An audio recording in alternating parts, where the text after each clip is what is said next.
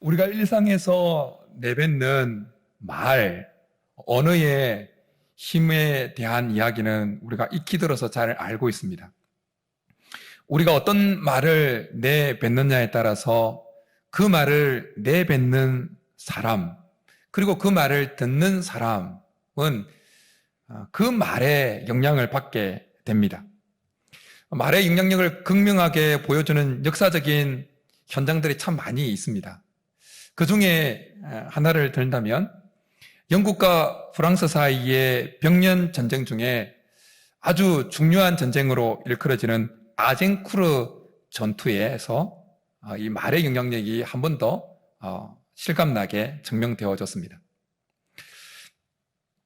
헨리 5세가 이끄는 영국 보병, 그래서 움직이는 이 보병 약 8천에서 9천 명이 북부 프랑스의 아젠쿠르라고 하는 그 지역에서 16,000명에서 약 4만 명으로 추정되어지는 프랑스 기마대에 포위를 당합니다.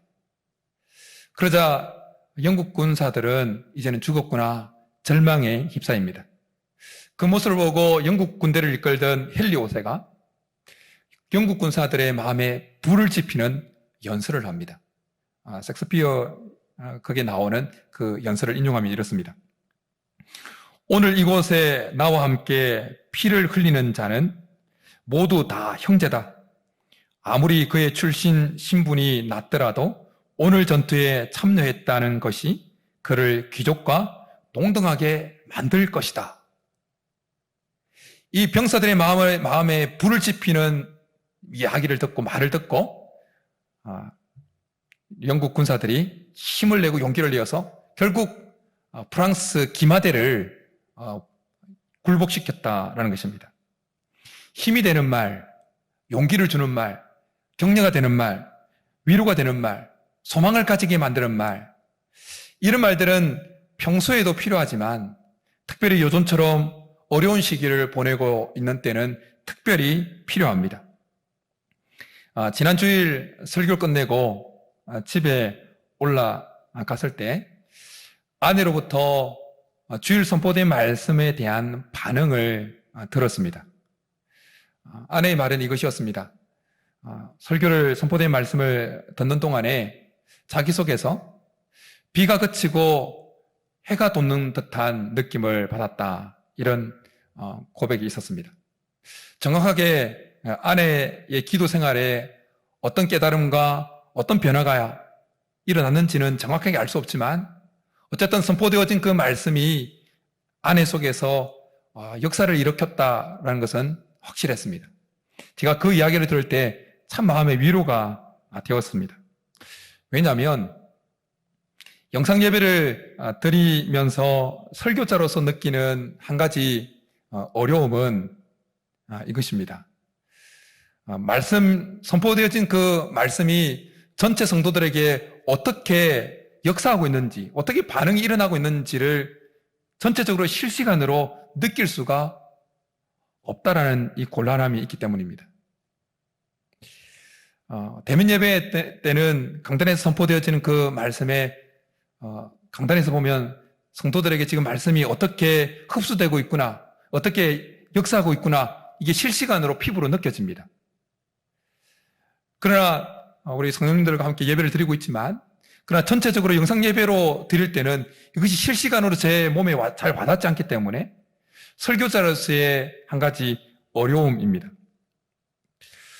그래서 지난 주일 어떤 성도님이 또 말씀을 듣고 문자로 들은 말씀에 대한 그 반응을 문자로 보내주셨어요. 힘이 되었었습니다.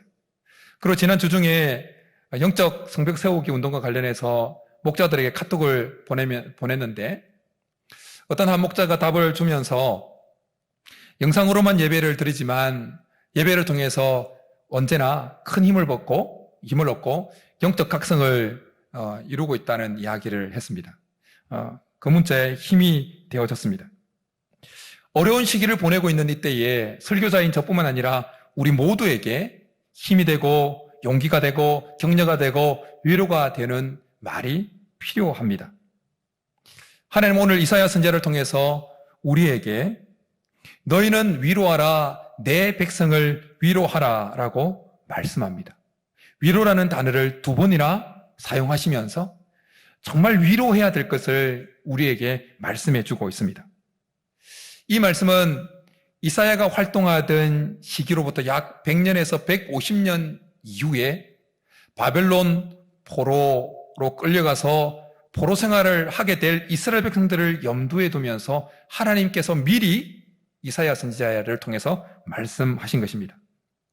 근데 이 말씀을 잘 보면 하나님께서 내가 내 백성을 위로하겠다고 말씀하지 않습니다. 너희가 내 백성을 위로하라고 말씀하고 있습니다. 포로 생활 중에 지치고 절망하고 낙심해 있는 자들을 위로하는 그 사역을 사람들에게 위임하고 있다라는 것입니다. 우리 하나님은 직접적으로도 낙심해 있는 자들을 위로하시는 분이십니다. 우리 하나님은 직접적으로도 환난 중에 있는 성도들을 위로하시는 분이십니다. 그런데 하나님은 많은 경우에 직접적으로 우리를 위로하시는 기보다는 우리 주위에 있는 사람들을 통해서 하나님의 위로를 우리에게 전달하십니다. 하나님은 많은 경우에 우리 주위에 있는 사람들을 통해서 우리를 위로하십니다.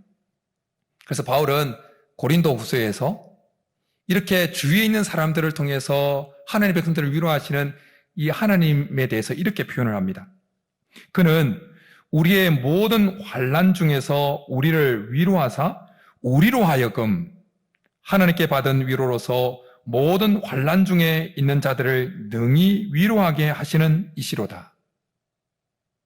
우리로 하여금 하나님으로 인해서 위로를 받은 또 우리로 하여금 또 위로가 필요한 사람에게 하나님의 위로가 전달되도록 하신다라는 것입니다. 바로 또 이렇게 고백합니다. 낙심한 자들을 위로하시는 하나님이 디도가 오므로 우리를 위로하셨으니.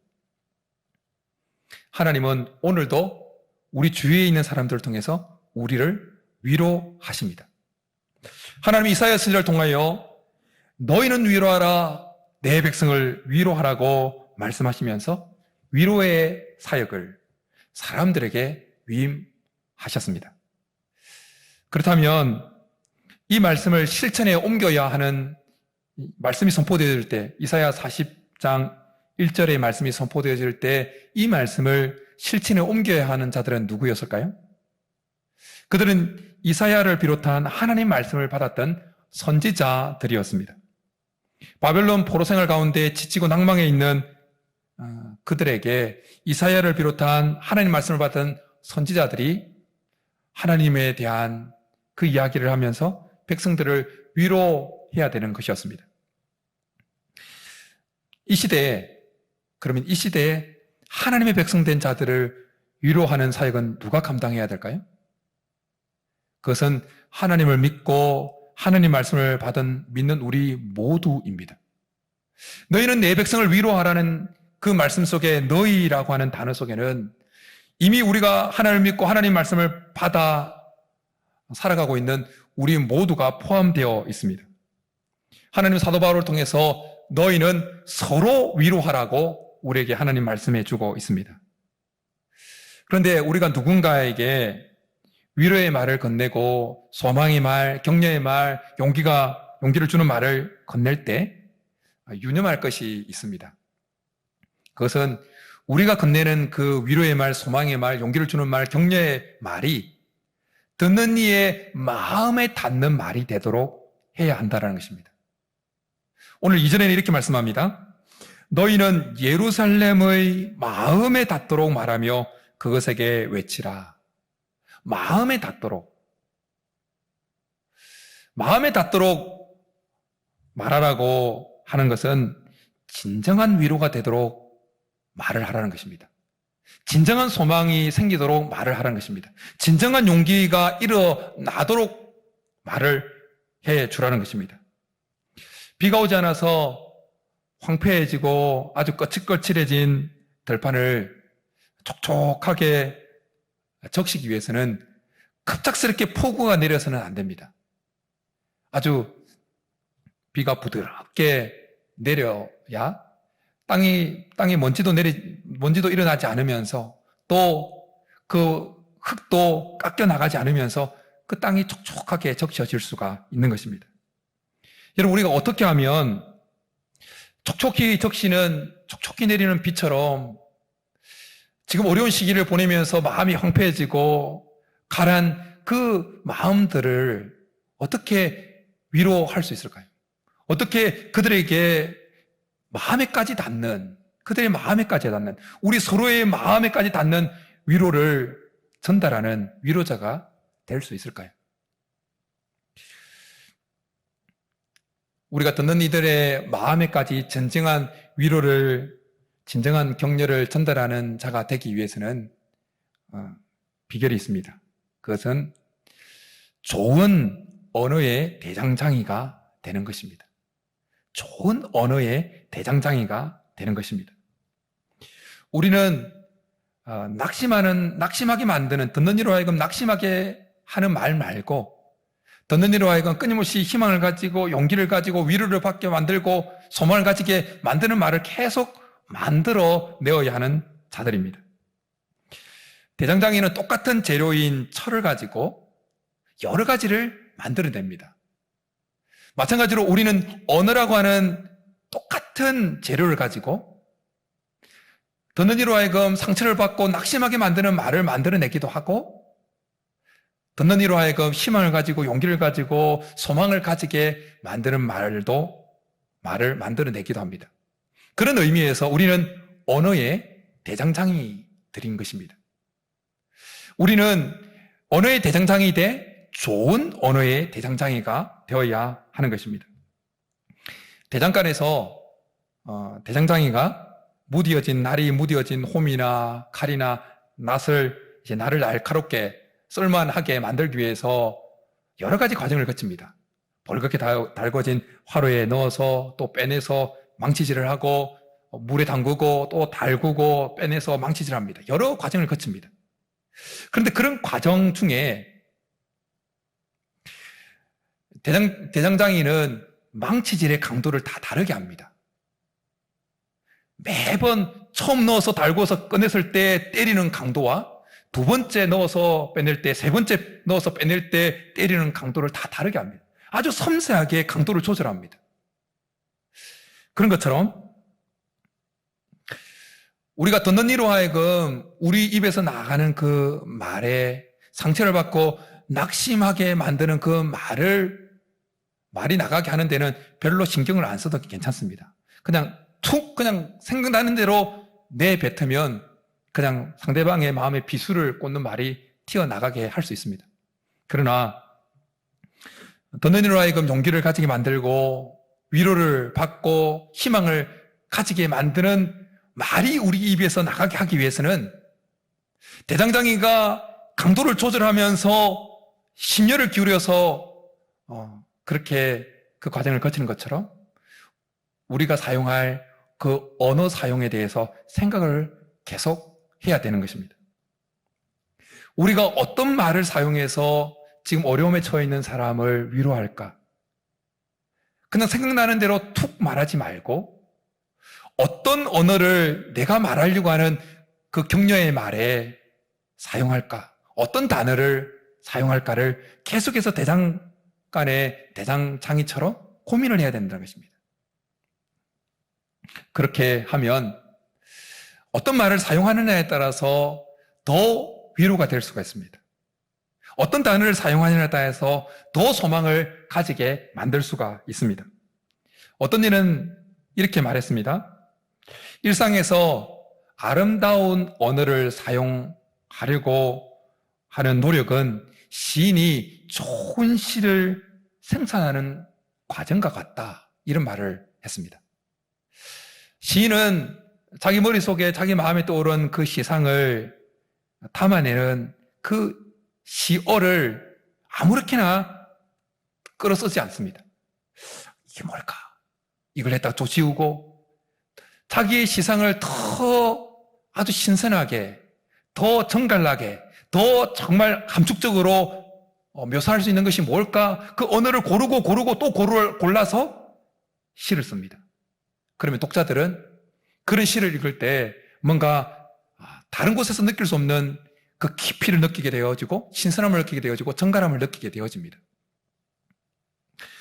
우리도 대장간의 대장장이처럼 빈 종이를 흰 종이를 앞에 둔 시인처럼 다른 이에게 어떤 말을 격려의 말을 하려고 할 때 어떤 언어를 사용할지 생각하고 고민하는 과정이 필요하다라는 것입니다. 더 소망을 주고 더 위로가 될 수 있는 그런 말이 무엇일까? 문자를 날리기 전에 그 언어 선택에 고민하는 시간이 필요하다라는 것입니다. 그리고 무엇보다도 우리가 신앙적인 언어를 사용해서 종교적인 언어를 사용해서 교회에서 늘 통용되어지는 그 언어를 사용해서 위로의 말을 건네고 소망의 말, 용기를 주는 말을 건넬 때 더 우리는 대장간의 대장장이처럼 흰 종이를 앞에 둔 시인처럼 우리가 사용할 그 단어 선택에 시간을 들여야 됩니다.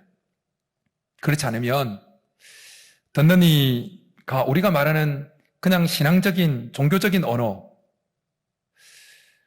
교회 안에서 그냥 통용되어지는 그 말로 인해서 더 상처를 받고 좌절을 경험할 수 있습니다. 재앙을 만났던 욥을 찾아왔던 그 욥의 친구들이 욥에게 그런 우를 범했지요.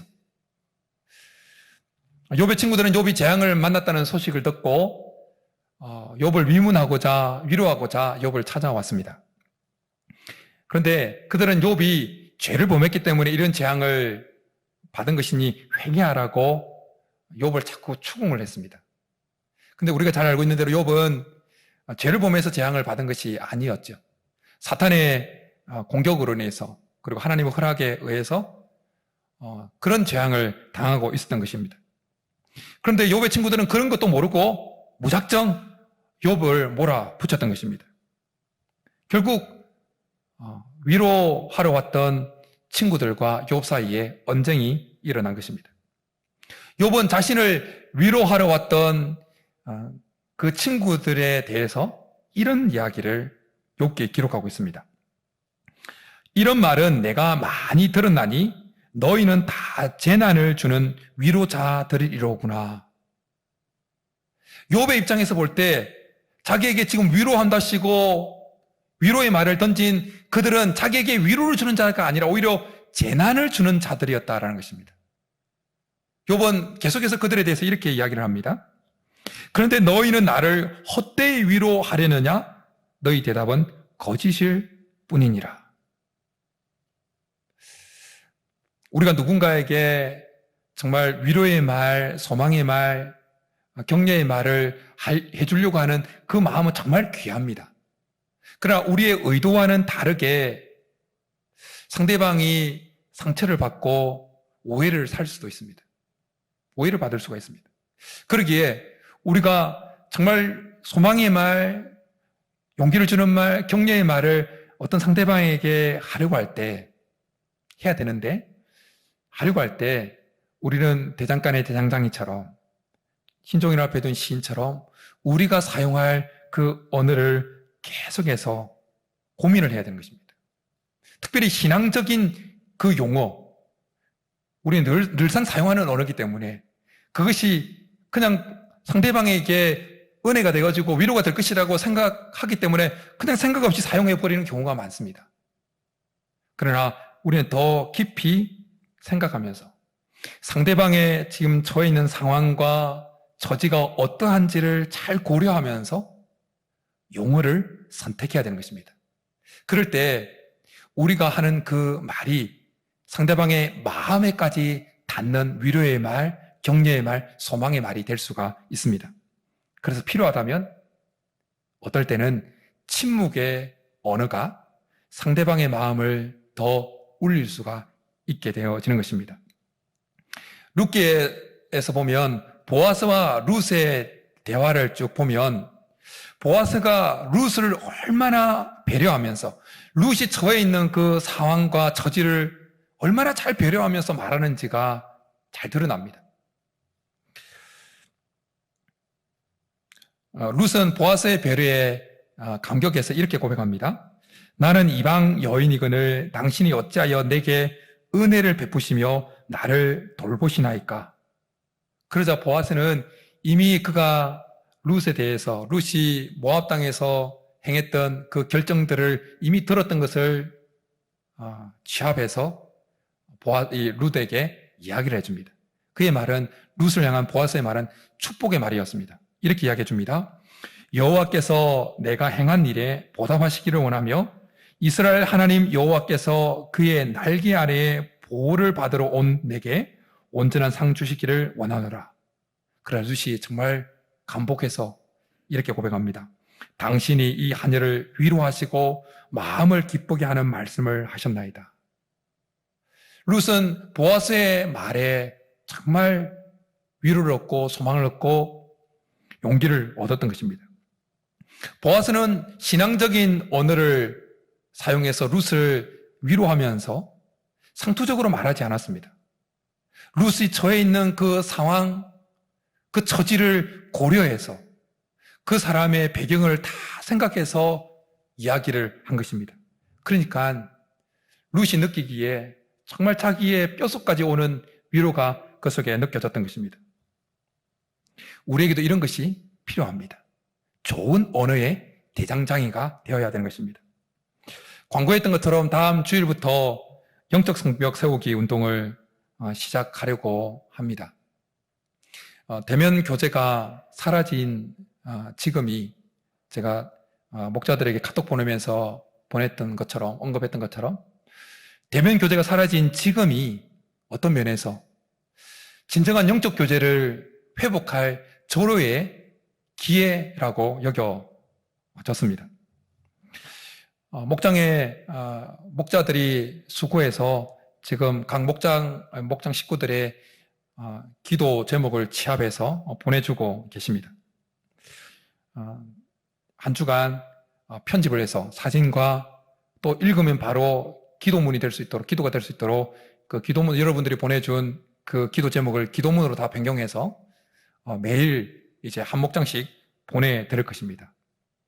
그러면 기도하는 마음으로 한 목장은 그냥 그 기도문을 이분은 사진을 보면서 그분의 이름이 이제 있으니까 이분은 이런 기도 제목이 있구나, 그렇게 쭉 마음을 담아서 그냥 한번 읽어만 주십시오.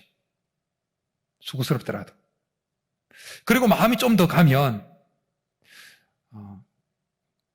목자에게 그분의 연락처를 좀 알아내어서 그분의 기도 제목을 언급하면서 그분에게 문자를 보내서 제가 함께 기도하고 있습니다. 힘내십시오. 그렇게 문자를 보내십시오.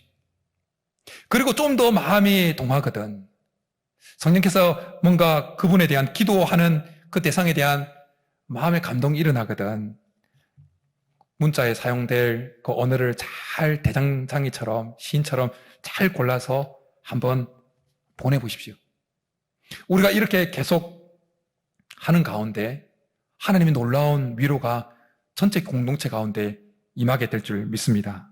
우린 이 일을 계속함으로 코로나19를 통해서 교회 공동체를 무너뜨리려고 하는 사탄 마귀의 공격을 막아내는 견고한 영적 성벽을 세우고자 합니다.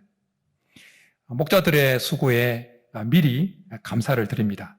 이제 매일 교회에서 보내드리는 그 목장을 목장 식구들에게 보내야 되는데 미리 수고에 감사를 드립니다. 적극적으로 동참해 주시면 감사하겠습니다. 영적 성벽 세우기 운동이라고 하는 타이틀은 느헤미야가 무너진 예루살렘 성벽을 재건하는 것에서 끌어왔습니다. 느헤미야가 무너진 예루살렘 성벽을 세우기에 앞서서 기환했던 유대 지도자들과 그리고 백성들을 모아놓고 그들 마음에 힘을 주고 용기를 주는 이야기를 합니다. 그가 예루살렘까지 올 때까지 하나님이 어떻게 자기를 도와줬는지 그 이야기를 하면서 이 성벽을 세우는 일은 하나님이 기뻐하시는 일임을 이야기를 해줍니다. 그러자 그 이야기를 들은, 느헤미야의 이야기를 들은 이스라엘 백성들의 이 일어난 반응을 성경은 이렇게 기록하고 있습니다. 그들의 말이, 이야기를 들은 이들의 말이 일어나 건축하자 하고 모두 힘을 내어 이 선한 일을 하려 하매 유대인들은 느헤미야의 말에 힘을 얻고 용기를 얻었습니다. 무너진 성벽 재건하는 광경이 느헤미야서 전체에 묘사되어 있습니다. 그런데 무너진 성벽을 재건하는 이 일에 특별히 눈여겨보아야 될 한 광경이 있습니다.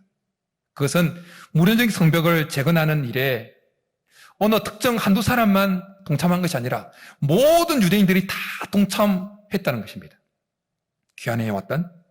그래서 중간에 산발락과 도비앗의 이런 공격 방해가 있었지만 52일 만에 대적들도 놀랄 만큼 성벽을 재건해 냅니다. 교회에서 목자들을 통해서 각 성도님들에게 매일 한 목장씩의 기도 제목이 전달될 때 모두가 기도하는 마음으로 그 기도문을 한번 읽으십시오. 분명히 사탄 마귀가 우리에게 또 공격할 수도 있을 겁니다. 조롱할 수도 있을 겁니다. 그러나 우리가 서로 격려하는 말을 잘 골라서 서로를 격려하면서 마치 느헤미야를 중심으로 해서 모든 백성이 동참해서 무너진 성벽을 세우는 가운데 서로를 격려하고 위로하면서 그 일을 완성시켰던 것처럼 우리가 오늘 말씀 좋은 언어의 대장장이가 되어서 서로를 격려하면서 서로를 위해서 기도할 때 우리 가운데, 공동체 가운데 견고한 영적 성벽이 세워질 것입니다. 우리가 좋은 언어의 대장장이가 되어서 사용할 말을 잘 골라서 사용할 언어를 잘 골라서 듣는 이의 마음에까지 위로가 전달되어지게 만들고 소망과 용기를 가지게 만드는 그런 역할을 할 때 우리가 좀 더 한 가지 더 생각해야 될 것이 있습니다. 그것은 듣는 이들 마음에 우리가 그렇게 잘 골라서 전달하는 위로의 말, 격려의 말, 용기를 주는 그 말이 듣는 이들 마음에 하나님을 바라볼 수 있도록 만든다면 그 위로는 더 좋은 위로가 될 수 있다는 것입니다. 할 수만 있으면 우리가 건네는 그 위로의 말, 격려의 말, 소망의 말을 통해서 그 듣는 이가 하나님을 바라볼 수 있게 만든다면 그 위로는 100점, 200점이 되는 것입니다. 왜냐하면 듣는 이가 우리가 건네는 소망의 말, 위로의 말, 용기의 말로 인해서도 위로를 얻겠지만 우리가 건네는 그 말을 통해서 듣는 이가 하나님을 바라볼 수 있다면 다른 차원의 위로를 하나님으로부터 받게 될 것입니다. 바울은 데살로니가 교회에 있는 교인들에게 편지하면서 성령의 감동하심을 입어서 이렇게 말씀합니다. 그러므로 이러한 말로 서로 위로하라 말씀합니다. 이 말을 더 정확하게 표현하면 그러므로 이러한 말들로 서로 위로하라라는 것입니다. 어떠한 말들로 위로하라는 것일까요? 전체 그 말씀이 포함되어 있는 문맥을 읽어보면 예수님이 다시 강림하실 것과 그리고 그날에 그리스도 안에서 죽은 자들이 부활하게 될 것이라는 이 사실을 가지고 서로 위로하라고 말씀하고 있습니다. 믿는 우리들이 궁극적으로 품고 있는 그 소망을 표현하고 소망을 담아 있는 그 말들로 서로 위로하라라는 것이었습니다. 우리가 하는 말이 밑도 끝도 없는 그런 말보다는 정말 확실한 소망을 가지고 있는 말이라면 그 소망의 말을 건네받은 성도들은 더 그 말에 위로와 소망을 얻게 될 것입니다. 우리가 처해 있는 그 환경에서 눈을 들어서 하나님을 바라보게 될 때 위로가 하늘로부터 임하는 것입니다. 창세기에 보면 야곱과 요셉의 형들 사이의 이야기가 참 이 위로와 관련해서 한 가지 중요한 깨달음을 줍니다. 요셉의 아버지 야곱이 죽게 되었을 때 요셉의 형들은 두려움이 뜹니다. 이제는 아버지가 죽었으니까 요셉이 자기들에게 이제 복수할 거야 라는 두려움에 사로잡힙니다. 그때 요셉은 야곱의 형들에게 자기의 정체를 처음 드러내면서 형들에게 했던 그 말을 한 번 더 해줍니다. 당신들은 나를 해하려 하였으나 하나님은 그것을 선으로 바꾸사 오늘과 같이 많은 백성의 생명을 구원하게 하시려고 하셨나니 당신들은 두려워하지 마소서. 내가 당신들과 당신들의 자녀를 기르리라 하고 그들을 간곡한 말로 위로하였더라. 요셉이 두려워하고 있는 형들로 하여금 형들이 확실하게 위로를 받게 하기 위해서 사용한 단어가 무엇입니까? 바로 하나님이라고 하는 단어입니다. 요셉은 형들로 하여금 역사의 주관자 되시는 하나님을 바라보게 만들었습니다. 형들의 실수까지도 사용하셔서 선을 이루어 가시는 그 역사의 주관자 되시는 하나님을 바라보게 만들면서 형들로 하여금 진정한 위로를, 안심을 얻게 했던 것입니다. 요셉은 로마서 8장 28절 말씀을 피부로 뼈저리게 느끼고 있었던 것입니다. 우리가 알거니와 하나님을 사랑하는 자, 곧 그 뜻대로 부르심을 입은 자들에게는 모든 것이 합력하여 선을 이루느니라. 우리가 할 수 있는 한 다른 사람을 위로하고 격려하고 용기의 말을 주면서 그 말로 인해서 듣는 이들이 하나님을 바라보게 할 수 있다면 정말 100점짜리 위로라는 것입니다. 바울은 고린도 후서에서 성령의 감동하심을 입어서 이렇게 고백합니다. 아까 인용한 부분을 포함하고 있는 말씀입니다. 찬송하리로다. 그는 우리 주 예수 그리스도의 하나님이시요 자비의 아버지시요 모든 위로의 하나님이시며 우리의 모든 환난 중에서 우리를 위로하사 우리로 하여금 하나님께 받은 위로로서 모든 환난 중에 있는 자들을 능히 위로하게 하시는 이시로다. 우리는 바울의 이 고백 속에서 위로의 선순환이 일어나고 있음을 보게 되어집니다. 하나님 바울을 직접적으로 위로하시기도 하셨지만 많은 경우에 바울은 주위에 있는 하나님이 보내신 사람들로부터 위로를 받았습니다. 그리고 자기가 받은 그 위로를 자기에게만 머물게 하지 아니하고 그 위로를 끊임없이 위로가 필요한 자들에게 흘러보냅니다. 편지를 써서 혹은 방문을 해서. 그러면서 그 위로의 말을, 특별히 편지를 받는 이들로 하여금 하나님을 바라보게 만들면서 위로를 받게 합니다.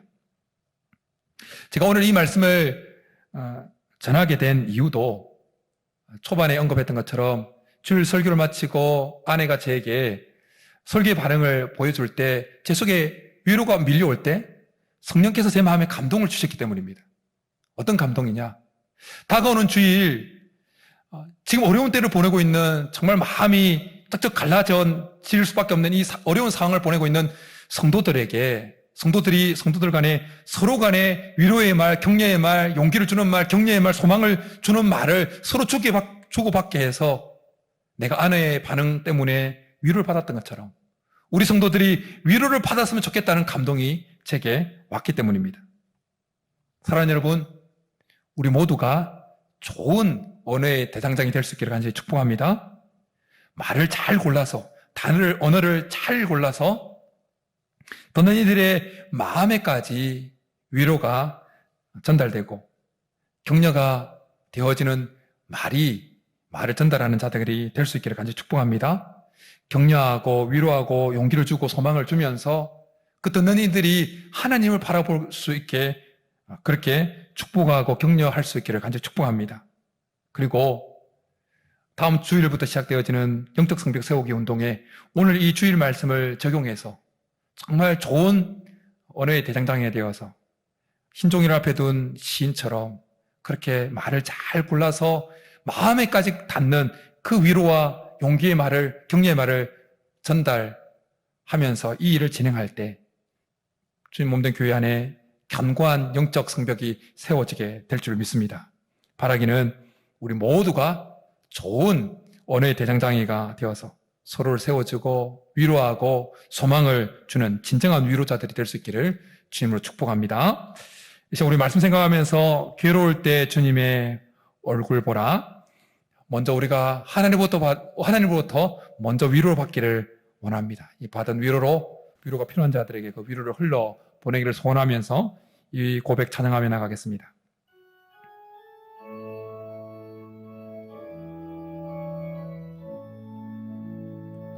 괴로울 때 주님의 얼굴 보라.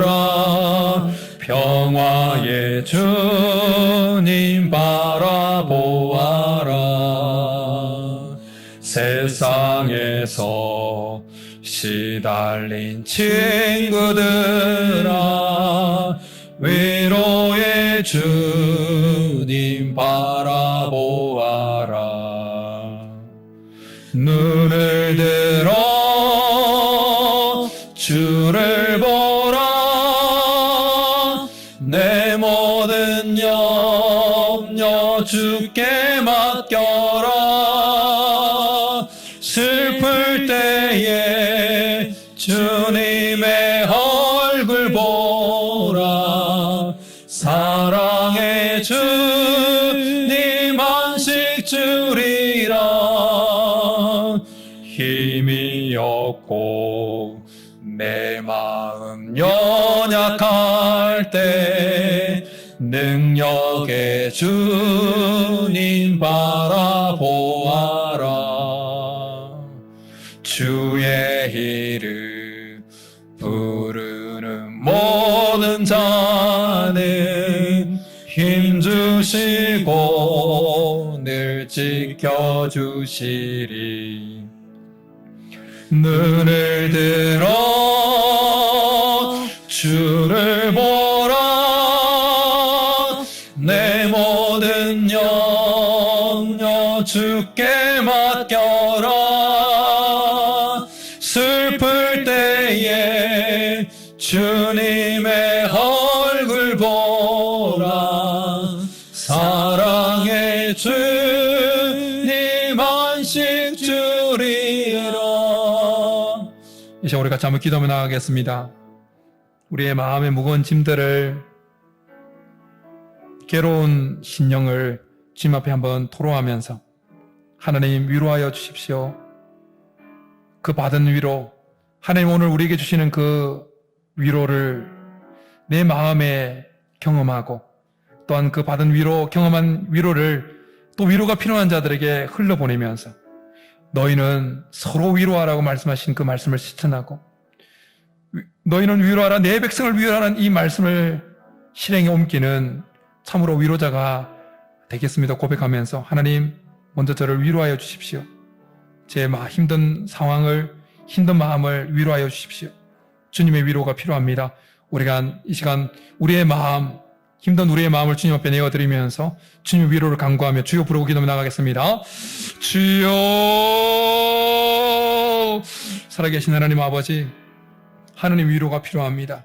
우리에게 서로 위로하라고 말씀하시고 너희는 위로하라, 내 백성을 위로하라고 말씀하시는데 하나님 우리가 먼저 위로받기를 원합니다. 우리가 하나님으로부터 받은 그 위로로 정말 위로가 필요한 자들에게 우리가 경험한 위로를 또 흘려보내기를 원합니다. 사도 바울이 고백했던 것처럼 하나님께서 위로하신 그 위로로서 하나님 위로가 필요한 자들에게 또 위로를 흘려보내는 자들이 되기를 소원하오니 주님 우리의 마음, 사랑하는 성도들의 마음을 주님 위로하여 주옵소서. 하나님 괴롭습니다. 코로나19 때문에 힘듭니다. 어찌할 바를 모르고 하나님 주님 앞에 매달리고 있는 사랑하는 성도들의 심령을 주님 외면하지 마시고 주님 싸매어주시고 만져주시고 하나님의 능력의 손길로 이 모든 어려운 괴로운 순간들을 잘 이겨내갈 수 있도록 주님 역사하여 주옵소서. 주님이 하시오니 주님이 다듬어 주셨소. 주님 만져 주셔서 이 어려운 순간을 잘 이겨나가게 하시고 이 어려운 순간을 하나님께서 베푸시는 그 위로를 하늘 통하여 이겨나가게 하시고 그 받은 위로로 하나님 힘을 내어서 또 위로가 필요한 자들에게 나아갈 수 있도록, 그래서 서로 위로하는 이 말씀을 우리가 서로 실천할 수 있는, 그래서 우리 가운데 정말 하나님의 위로의 선순환이 일어나는 역사가 있을 수 있도록 역사하여 주옵소서. 하나님 영적 성벽 세우기 운동을 진행하고자 합니다. 하나님 우리가 좋은 하나님 언어의 대장장이가 되어서 이 일을 서로 독려하고 서로 격려하면서 진행해서 우리 안에 참으로 견고한 영적 성벽이 세워질 수 있도록 은혜를 베풀어 주옵소서. 살아계신 하나님, 코로나19로 황폐해진 들판처럼 사랑하는 성도들의 삶이 쉽지 않습니다. 황폐해져 있습니다. 힘들어합니다. 연약해져 있습니다. 지쳐 있습니다. 살아계신 하나님, 이 시간 찾아가셔서 위로하여 주옵소서. 싸매어 주옵소서. 주님의 위로가 강물처럼 넘치게 하시고 부드럽게 내리는 비처럼 사랑하는 성도들의 심령에 내려서 촉촉하게 주님 사랑하는 성도들의 심령을 적셔 주옵소서. 그래요. 하나님께로부터 받은 그 위로, 하나님으로 인하여 경험한 그 위로를 이제는 흘러보내어서 위로가 필요한 자들에게 끊임없이 흘러보내어서 우리 가운데 위로의 선순환이 일어나게 도와 주옵소서. 하나님, 다음 주일부터 시작되어질 영적 성벽 세우기 이 운동에 우리가 좋은 언어의 대장장이가 되어서 서로 격려하고 서로 위로하고 마음에까지 닿는 그 소망의 말을 전달함으로 우리 안에 견고한 영적 성벽이 세워질 수 있도록 은혜를 베풀어 주옵소서. 이 일에 우리 모두가 사용되어지게 도와 주옵소서. 그렇게 해주기를 간절히 바라고 나오며 예수님의 이름으로 축복하며 기도드립니다. 아멘.